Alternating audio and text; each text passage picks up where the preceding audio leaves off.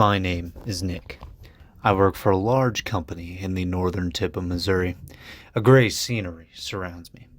I make decent money for my age, enough to justify skipping a semester of college, to work 11-hour days, the kind of 11-hour days that make you consider meal prep, and maybe even a dangerously consistent routine.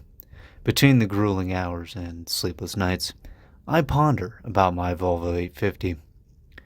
This is a 1995 Volvo 850 base with a 5-speed manual with just over 200,000 miles. This is a very gray car in every sense of the comparison. The kind of gray that reminds you of the Midwest. Being here reminds you that you're just a cog in the machine, the Eastern Europe of America. The only difference is we ruin our lives with meth and rampant consumerism instead of cheap liquor and ego-driven wars. Our biggest exports in this region are meth and Tech 9 for some reason. It has Volvo's double gray interior, which is starkly similar to my ex's bland personality. The interior may be gray, but you can't discount this 90s styling. The fake wood and all leather seats, even in the base model, is a stark contrast to the base model of many other brands. We have to remember that this is, after all, a luxury branded car. Everything in this interior has good quality. For example, these door handles are firm, made of metal, yet still have a soft vinyl exterior. The door cards, despite their age, have 3 inches of soft foam and still dampen vibrations and create a very quiet ride to this day. The shifter connects the driver to the M56 5-speed manual transmission. This is a good transmission in the same way the cookie cutter company housing is good for my mental health. The house is good, but it is the same as every single other house in this whole neighborhood. It's bland and bad for the soul. The company refuses to help a third of the people with their injuries. To them, it's not their problem. Maybe the entertainment of Radium Girls or the Fallout franchise explains my fascination with large companies like this. This is a 90s car. The manuals are not special. The transmission feels very direct. Not as direct as a Honda, but you won't be accidentally upshifting from third to second like a Ford. The quiet doors and decently smooth shifter is a problem for me, because silence is the true killer of sanity. If the unhinged rant about a 90s Volvo didn't give it away, I have very little sanity left. This is why I installed a big radio to drown out those big thoughts. This radio and car reminds me of a time when I look forward to computer day in the back of my mom's red Camry. Yes, the car was boring, but it didn't matter. I got to play Balloons Tower Defense 4 when I got into the building. Now I sit in front of a computer for 10 hours a day. I miss my superior child's neck structure. Truly a feat of scientific amazement. Now my back pops when I walk wrong. People used to have kids at my age. Now I pursue a meaningless, soul-sucking career. But even without the obnoxious stereo installed by a monkey with spare hardware. I'm just remembering when I put this radio in, I pre-drilled the holes for the subwoofer mount in the back right into my gas tank. And there's a gas smell for about 2 months, and finally pulled the tank down and used a soldering iron and some ABS plastic from a 3D printer to weld this thing back up. Still had 6 gallons of gas in there with a soldering iron. I've been through the ringer with this car. Anyway, as I was saying, even with the loud radio, the engine noise in this car is spectacular. Unlike a riced-out Honda, it has a complete muffler. It is pure engine noise. That transmission is powered by a 2.4-liter naturally aspirated 5-cylinder engine with dual overhead cams, 20 valves per cylinder, designation B5244F.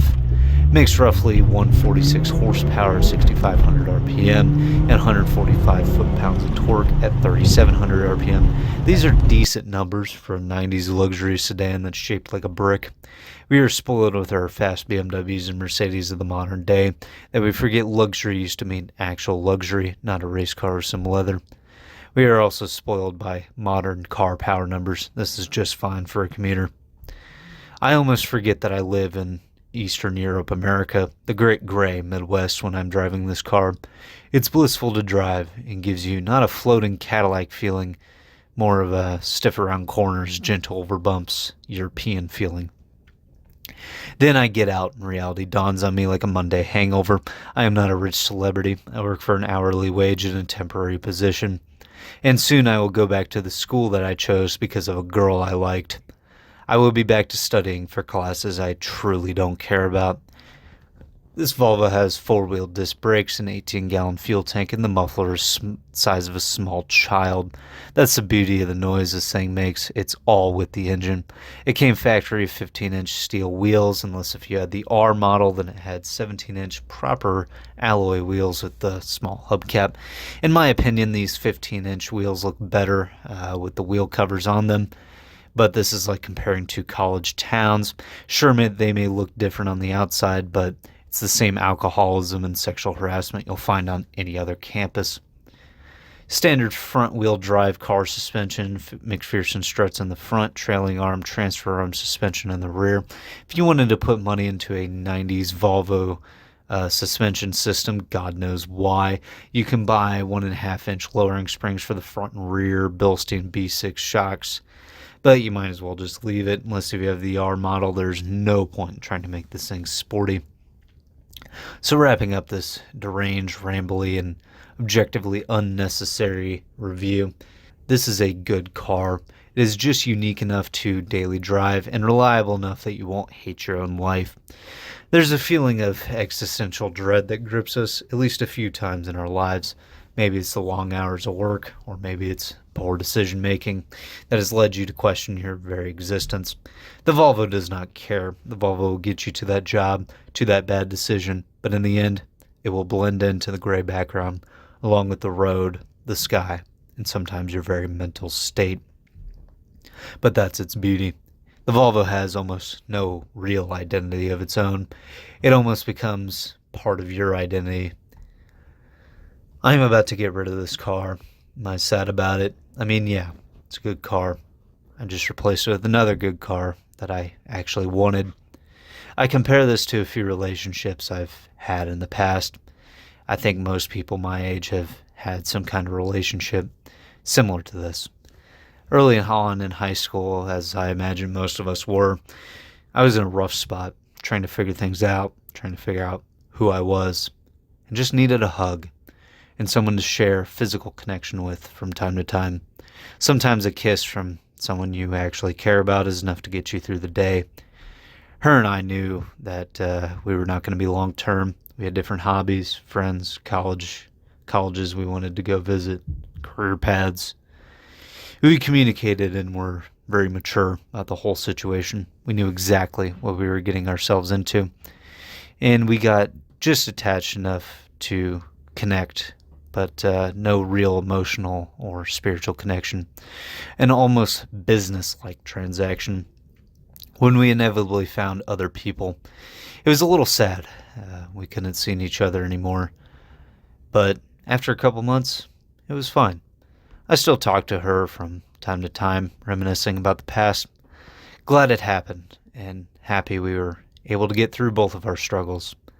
No sense in forcing yourself to love somebody that you just like, and no sense to force yourself to love a car that you just like. So, if you ever get the chance to buy an old Volvo, do it. It may get you through some rough times you didn't even see coming. It will blend in and get you through those tough days to come. Recently, this car has supported me only in a way a car can. When facing walls of stress and uncertainty, sometimes bland consistency is actually welcome. This Volvo provides not just comfort and a somewhat enjoyable ride, it provides that certainty that we all need in our lives. It will start every morning, it will get you to work, and it will do so with a certain level of grace. Way more grace and class than a Civic or Corolla ever will. When facing stress and occasional horrors beyond your own comprehension, a Volvo 850 will ease your mind, get you to work safely. After all, you wouldn't want to risk not making it to work on time and losing that precious productivity. Now, would you?